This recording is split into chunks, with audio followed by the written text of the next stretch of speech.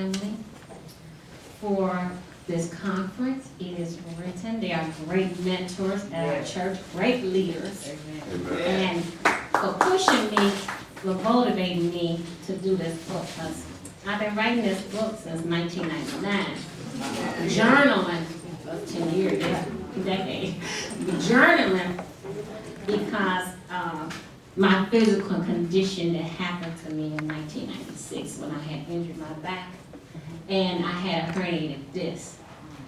And didn't know it was a herniated disc, and I continued to work 7 days, 12-hour days. I was in leadership, management, attended for management. But I want to encourage people now, because if you don't take interest in your body when you're hurt, I was 29 at this time, 29 years old. Oh, I was making a big buck, $70,000. That was a big buck back then, 1996. So I ain't gonna stop. I ain't gonna stop working. I was going around hurting my back and couldn't do nothing, but I was still working. So anyway, I just wrote this book because I wanted to encourage people that are living with pain and hidden disabilities. You can't see if a person look or where they act, their disability. It's inside. Unless you see them carrying a cane, a walker, or riding a scooter, you can tell then. But this book I wrote is called Physically Strengthened but Spiritually Driven. And this book, if you see, it's a woman that got her back and it got it's electric. See, God gave me the vision, but I couldn't come up with the picture. I wanted to let it speak for itself. I had the journal, I mean, I had a lot of journals, but I needed something to speak to it. So it wasn't my time to publish, but I was still writing. So I'm encouraged to keep writing, journaling, just keep your thoughts on paper. Keep that. I love paper. I'm not a computer person and typing and stuff, but I love writing paper, on paper, little notes, no sticky notes. But this book, like I said, I had to write it, and I learned it from Miss Natalie Watts, the demonstration little things, I learned it for her. Yes. But I brought it because this right here, and most people know about it, it was used on the outside of your body, patches, stopping pain, you go to therapy, you might know they go to therapy and stuff. They use this on the outside, the external side of you, patches, So they use this. Monitoring you, you put a little ice pack, a heat pad on you for pain. Because I was a person that didn't want to be on a lot of opiate, drugs, Oxycontin, anybody, because those things had you crippled more than the pain. Mm-hmm. Medication cripple you now. They had you knocked down, sleep, can't drive, can't do nothing, can't cook. Tell the truth. God don't want you like that. Operating in that kind of atmosphere. So, 1996, 1997, they did the first surgery, which was a laminectomy, vasectomy. And I couldn't hardly walk in it. Back then, 29, 30, they didn't give you, the job didn't give you, wheelchair and stuff. I had to have people that literally carry me around. I have a 3-year-old son, a 10-year-old daughter. So, it was hard, it was very hard.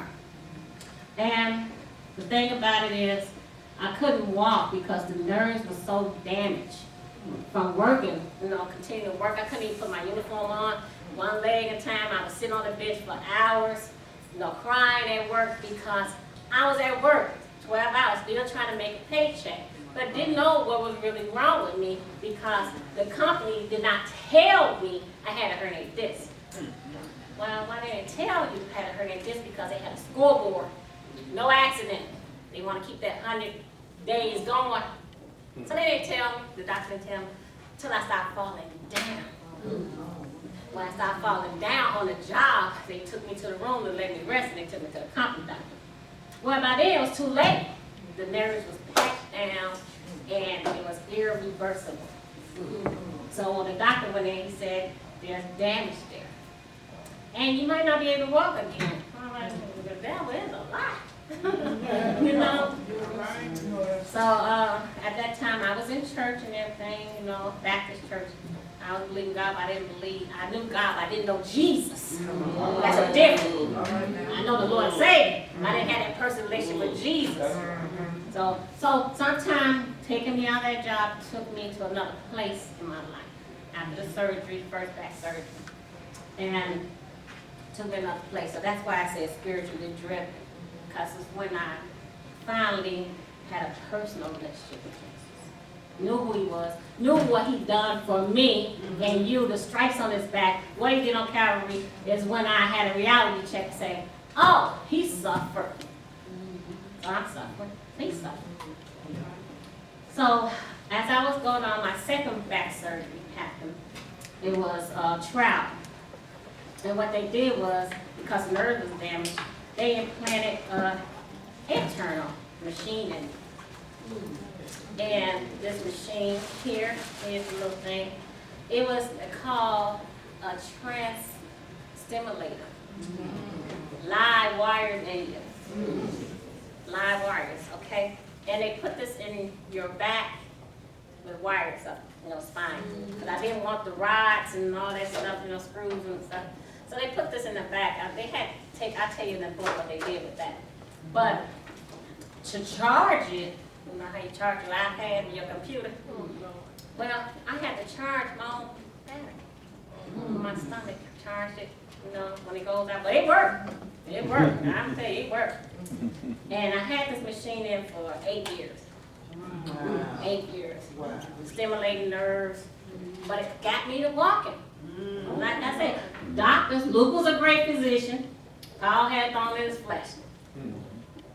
There's doctors that do work with you if you want to be worked on. Sometimes you don't want to listen to what their advice is. They tell you what to do and what not to do. But you got to have some positive results. And positive result is working with them, talking to them, telling them what's wrong, telling them what you don't want to do. I don't want to take all this medication.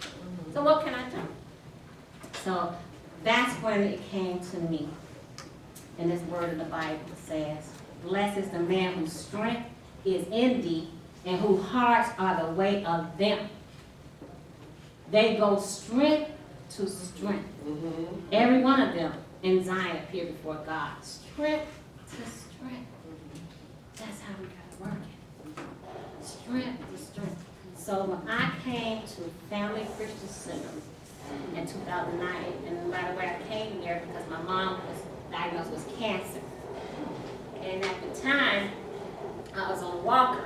I had a little walker, and that's when they told me I need a knee replacement. And they gave me a walker, a jazz school. They still say I need a knee replacement. But guess what? It's been 11 years. And I just picked this cane up 3 months ago when I fell on my knees because I went back to work after 20-something years. But I got to tell you, God can take care of me. God has taken care of me. So I had to go through some things, spiritually, physically, emotionally. I went through a depression stage, I went through anxiety stage, because I got little kids, I'm young. I think I could bounce back, I couldn't bounce back. But I always took care of my family. My mom, my dad, I don't care what state I was in, disabled, looking, or whatever. I took care of them until they left here. And I was going through some things where, emotionally, I wasn't thinking I was good enough, smart enough, I was going through. Because that's what pain do to you. It give you, the devil's a liar. They try to put you to shame, saying, okay, look at you. I used to be 300 pounds, but I was sitting in a scooter in a walker. And I got diabetes. And then I had high blood pressure, and then high cholesterol. Well, I don't have those things right now. All right. Because I'm ready for purpose. I'm driven, spiritual purpose to not have those things. My family is generational. Diabetes, cancer. But I had to learn to depend on God. Amen. Faithfully. Yes. Faithfully. Yes. On my knees, praying faithfully. Like, okay, I'm tired of this pain, Lord. He said, why don't you just deal with it? Deal with it. Because you know what? You're still living. You ain't dead. Amen. But you keep taking all that medication. If you don't trust me. So I got off the metformin. No longer diabetic. Get off the high cholesterol. That's what the last 3 months I did get. Put a little weight on because I ain't been able to function. Gotta get off the cane. But anyway, so this is what I spoke to my spirit one day. And this is what made me think a better me. I said, hey Lisa. Yes, Lisa. Stop being unhappy with yourself. Amen. I am perfectly healthy. Amen. Stop wishing I looked like somebody else or wishing people like me as much as I like them. Amen. Stop trying to get attention from those who hurt you. Present future. Stop hating your body, your face, your personality, or who you are. I love me and pain and all of it. That's right. Without these things, I will not be me. Why would I want to be anyone else? I will be confident with who I am. I will be happy with myself. If anyone, I will keep smiling. It will draw people in with a positive attitude. I smile. If anyone hates you because you are happy with yourself, then love on them anyway. There you go. I love you. There you go. Because Jesus Christ did. That's right. He loved his disciples and they betrayed him and they lied on him, but he still loved them. Amen. And he still what? He saved all of us. That's right. You are happy with yourself. Jesus Christ said, my happiness will not depend on others anymore.